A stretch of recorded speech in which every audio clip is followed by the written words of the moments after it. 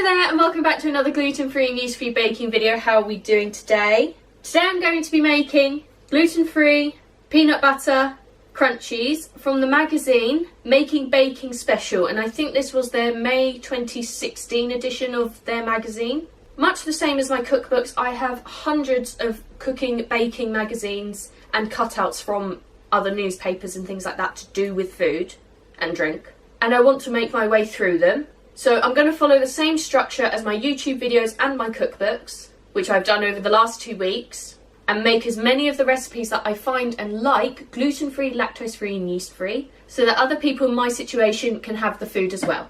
Again, following the same structures as the last 2 weeks, I wanted to make something super easy to start me off, and I'm really excited. So, you will be needing the following equipment: scales, 2 teaspoons, some spray oil, a spatula, a large mixing bowl, a wooden spoon or an electric hand whisk, a pen or pencil, some baking paper, 2 baking trays or cookie sheets, whatever you have access to, and a cooling rack.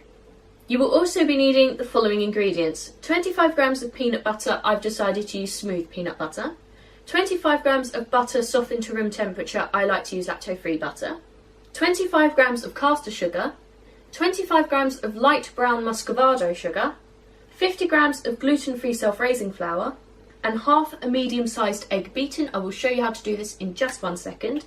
Let's go!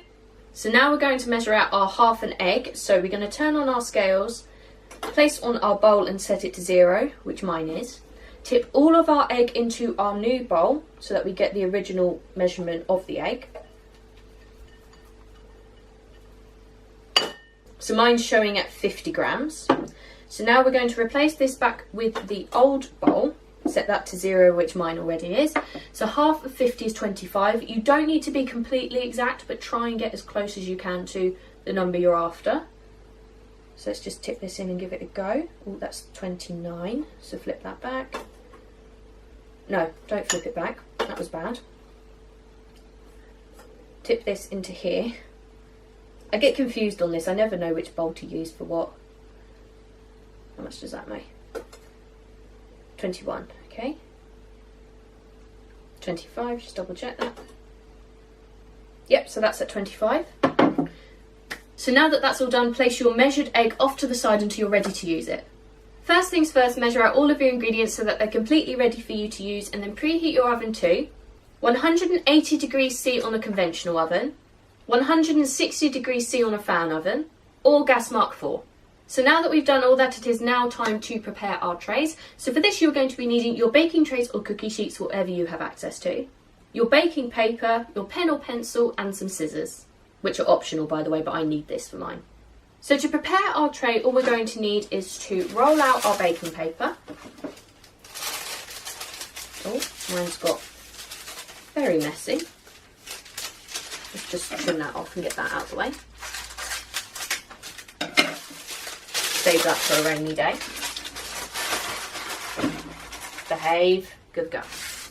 Roll this out. Oh, there's a little bit at the bottom as well. Roll this out to the size of your cookie sheet or baking tray. And then, I can't fit 2 on this, so I'm not going to try. But moving it as close to the edges as possible so that we waste as little paper as possible. Draw around your cookie sheet or baking tray.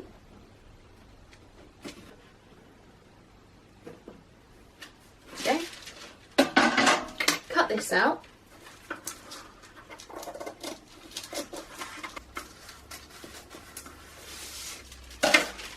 Spray down our baking tray or cookie sheet.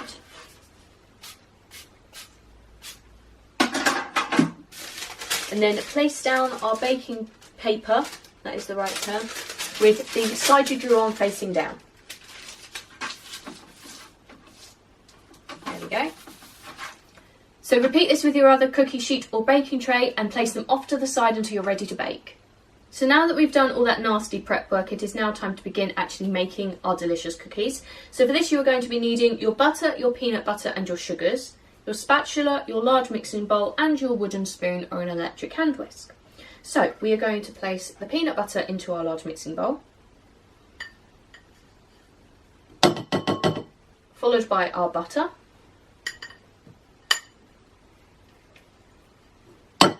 along with both our sugars. So caster sugar and light brown Muscovado sugar. There we go. So now we are just going to mix these together until they are well combined. Now that this is done, grab your half an egg. Now we're just going to place this in and mix until well combined. So place all of that in there, scraping down the sides to make sure it all gets in there. So now let's get mixing. Now that this is all combined, grab your gluten-free self-raising flour. And again, we're just going to add all of our flour to our mixture, scraping down the sides to make sure there's none left. And now we're just going to mix this together until fully combined. So now using my spatula, I'm just going to scrape down the sides of my mixing bowl so that we don't lose any of that lovely mixture. And mix one final time for good luck.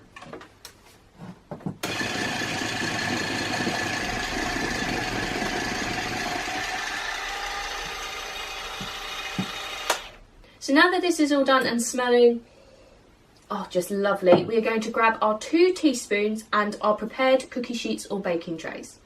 So now we are going to grab a teaspoon of our mixture, make a little ball, and then we are going to place them onto our cookie sheets / baking trays.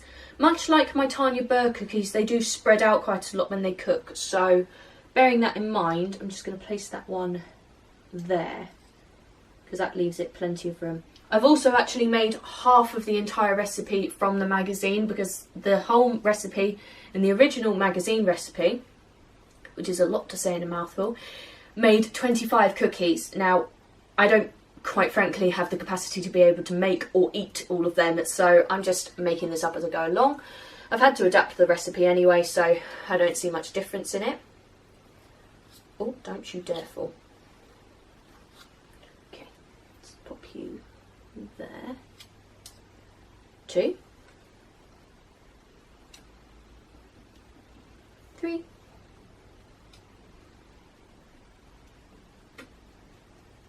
4,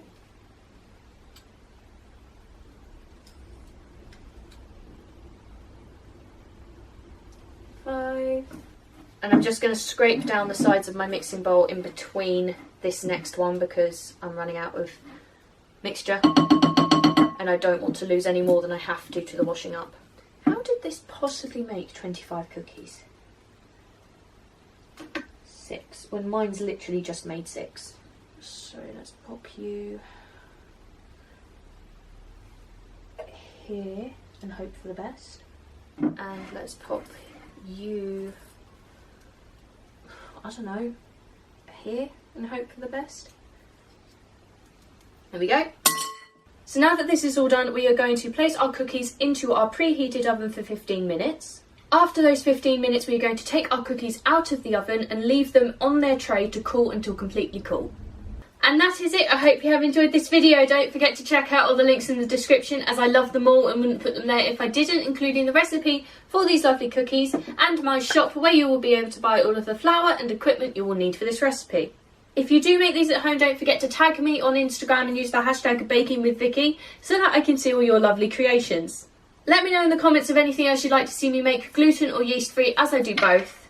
And finally, don't forget to like, comment and subscribe if you want to see more, and I will see you next time. Bye!